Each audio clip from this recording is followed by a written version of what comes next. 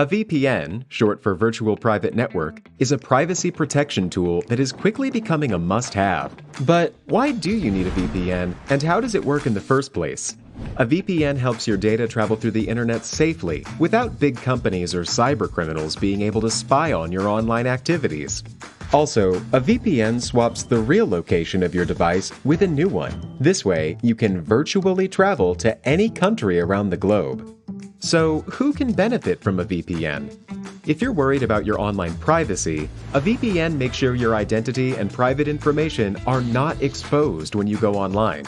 If digital security is your top priority, a VPN gives a nice additional layer of security. It encrypts your data so nobody could see what you send and receive. If you are a human rights activist whose freedom of speech is restricted, a VPN helps you to bypass censorship and speak to the world. Or, if you're on holiday in another country, with a VPN, you can bring your home entertainment anywhere you go.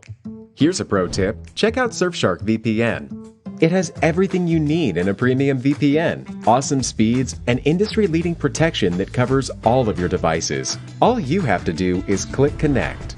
Secure your digital life and enjoy everything good that the internet has to offer with a VPN you can trust. Click link in the description and get 81% discount for your first order. Considering the location, observe how the mirror is installed.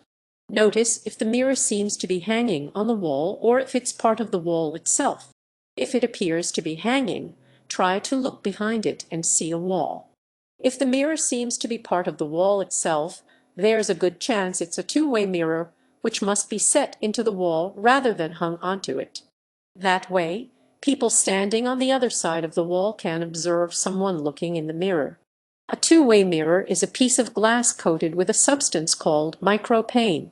If you stand on the treated side, you see your reflection, but the untreated side looks like a tinted window. If you see a wall behind the mirror, it's a good bet that it's nothing more than a regular mirror. Check out the lighting. Look around and determine whether the lighting seems extraordinarily bright. If so, you might be looking at a two-way mirror. However, if the light in the room is relatively dim and you can't immediately see through the mirror, it's probably just a standard mirror.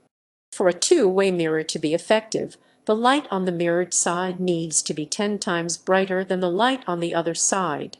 If the lighting is any dimmer, it's possible to see through the glass to the observation area.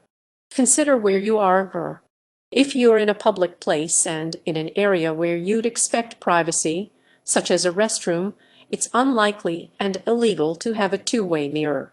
On the other hand, two-way mirrors are frequently used by law enforcement. For example, two-way mirrors are used in interrogation rooms and for lineups. The use of two-way mirrors is closely tied to issues of personal privacy and constitutional rights. Most states have passed additional legislation preventing the use of two-way mirrors in restrooms, locker rooms, showers, fitting rooms, and hotel rooms. If a location has chosen to use two-way mirrors for surveillance, they are required to post signs that notify you.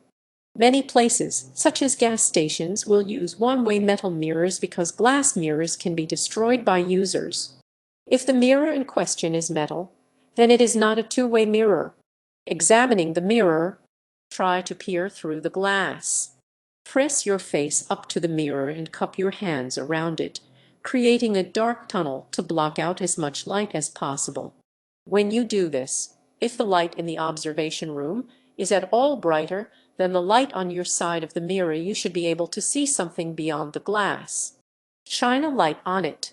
If you're still not convinced, turn off the lights, then hold a flashlight to the mirror. It can even be the flashlight on your smartphone. If it is a two-way mirror, the room on the other side will be illuminated and you'll be able to see it. Sound it out. Tap on the surface of the mirror with your knuckle. A normal mirror will produce a dull, flat sound since it's placed in front of a wall. An observation mirror will produce an open, hollow, and reverberating sound because there is an open space on the other side. The sound of tapping a two-way mirror has also been described as bright or sharp as opposed to a thud from an everyday mirror. Perform the fingernail test. While it is not completely accurate, you can use your fingernail To determine if the mirror is a first or a second surface mirror, simply place your fingernail on the surface of the mirror. When you touch your fingernail to a second surface mirror, you can't touch your own reflection. Instead, you will see a gap caused by a second layer of glass over the mirrored surface.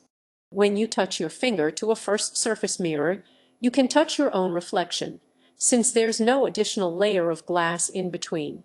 First surface mirrors are very rare, so if you find one, there's likely to be a very specific reason, and it's very possible that it's a two-way mirror. Second surface mirrors are your ubiquitous everyday mirrors. Due to variables like lighting and the material with which the mirror is manufactured, it can be really difficult to tell whether you are truly touching your reflection or not. You might think you're touching a first surface mirror when you're actually not. Also, it's possible for a two-way mirror to be a second surface mirror. If other aspects of the situation, like the mirror's setting and lighting, have indicated that what you're seeing is a two-way, don't let the fingernail test be the deciding factor. Consider the extreme measure of breaking the glass. If it's a regular mirror, it will shatter and you will see the mirror's backing or a solid wall. If it's a two-way mirror, you'll see the room behind the mirror. You should probably only consider this option if you feel threatened or in danger. Breaking the glass will cause damage and create a safety hazard.